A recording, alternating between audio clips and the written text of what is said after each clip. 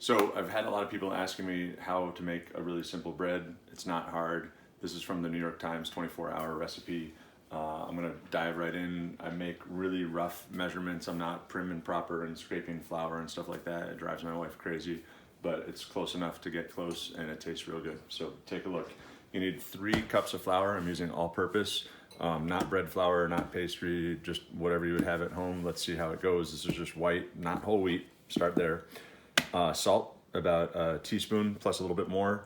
It calls for 1/4 teaspoon of yeast. This is a 1/2 teaspoon measure. Whoops, I just spilled some, but put it in the lid there and see, it's about covering the bottom of the lid, so that's a good one.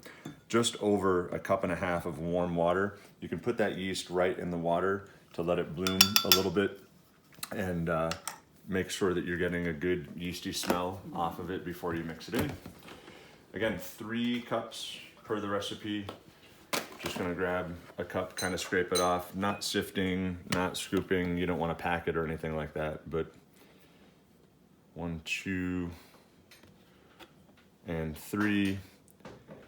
Sometimes you can leave the salt out to let the yeast get going first and get happy and get all yeasty and whatever. Salt can slow down yeast growth or inhibit it, but I just put it in from the start. If I don't, I tend to forget it. So here's a 1/2 teaspoon and a 1/2 teaspoon, kind of a heaping 1/2 teaspoon more. I think the recipe calls for 1 1/4 teaspoons. So that's the salt.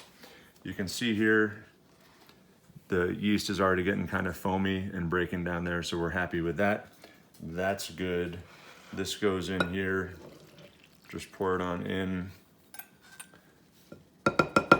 Scrape out some of the extra yeast. Sometimes I'll put in a cup of water and put the yeast in, and then put another 1/2 cup right now to kind of wash out the measuring cup, but we did all right there. And then I've just got, this could be a rubber spatula or anything. This is just kind of like a mixing blade. But all you need to do is mix together. And it's gonna be a really shaggy, kind of gnarly ball of dough. This is good for your forearms. And the ready condition is that there's no dry dough anywhere. You just keep on stirring, stirring, stirring. The trick of this one, it's a 24-hour no-knead. I'm gonna put some cling wrap on, saran wrap, and leave it overnight. It's just about 11 o'clock in the morning, and I'm not gonna touch this again until tomorrow morning. So this is gonna have a super long rise. And as I look at it, I actually wonder if I'm gonna need a bigger bowl, but we will find out. That might be a funny joke. Don't really need to put it in a warm place, just let it be at room temperature and ensure that you don't have any dry flour in there. Just kind of mix around and you can see we're good to go. It's pretty loose. This one came out just maybe just a little bit this side of wet. I'm gonna add in just a little bit more flour just by eye. I want it just a little bit tighter than that. You get a feel for this over time. Make a little bit of a mess. That looks a little bit better. Yeah, there we go. And what we'll do tomorrow is bake this in a covered Dutch oven on some parchment paper. We'll talk you through that later in the video, but for now, this is looking pretty good. Salt, yeast, flour, water, saran wrap overnight. No-knead, room temperature, let it go, and tomorrow we will talk about shaping and baking. For now, that's it. Okay, so 24 hours later, you can see we had a good rise. It actually bulged up into the wrap and got all sorts of happy. All right, we're just gonna discard that cling wrap and onto our working surface, put a good bit of flour. The first thing we're gonna do is dump out the bread and get it out of the bowl and just let it rest. It's gonna be a big, big, big mess. This is a great scraper. You could use a rubber spatula, could use your hands, but Look at all that good air pockets and structure and stuff. You don't want to knock a lot of that bulk out of the dough, so try to be a little bit careful.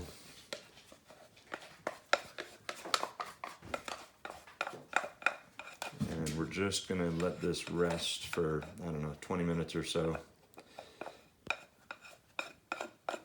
after that transfer, and then we'll dust it and work on some shaping. You can see I can use this scraper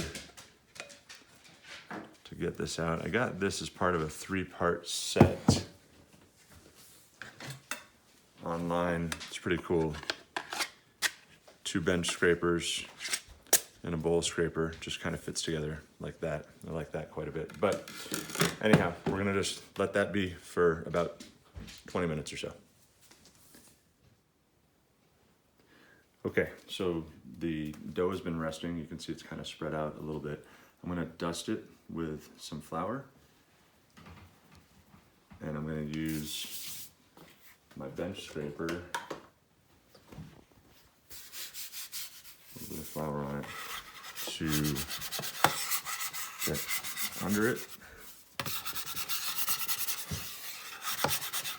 And I'm gonna lift that and kind of bring it across.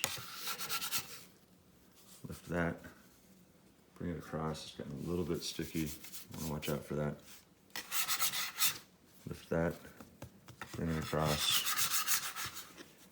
and kind of fold like that. Now, if you don't have a bench scraper, you're gonna want to dust up your hands real well and just kind of go for that fold if you can. This is super helpful. It's not super necessary, but it's helpful. So now what we're gonna do is try to shape it into a round, and it's kind of this action like this. I got this from some videos on YouTube. You kind of tuck it under itself, and what you're trying to develop is surface tension, and you just kind of keep on moving it, kind of scraping under and tucking. I'd like to get that seam under. There we go, maybe. And you can also just do it by hand, kind of lifting up and spinning it. A little bit there, that's fine. But lift and spin. If you start feeling it stick to your fingers, just grab a little bit more flour. This was a pretty wet dough, and I found that you almost can't have enough flour. And you can see there, see some really nice bubbles. That's going to crisp up nicely when we bake this thing. So again, the bench scraper, not totally necessary. If you don't have one, just grab your hands and you're just kind of, I'm scooching it this way and tucking it up underneath with my other hand. And what that's doing is rising it up in the middle, pushing it down that way and developing this really nice surface tension. You could use hands or a bench scraper. I'm eventually gonna put it in this Dutch oven over here, a lidded Dutch oven. It's a 12-inch. So what I'm gonna do now is I've lined this bowl with parchment paper and floured the bottom of it, dusted the bottom of it. I'm gonna lift this up, put it in here, cover it with a cloth, and let it rise for maybe 1 to 2 hours or so before we score it and get it in a screaming hot Dutch oven. So I'm just gonna transfer this. Actually, I'll do it by hand because you might not have a bench scraper at home.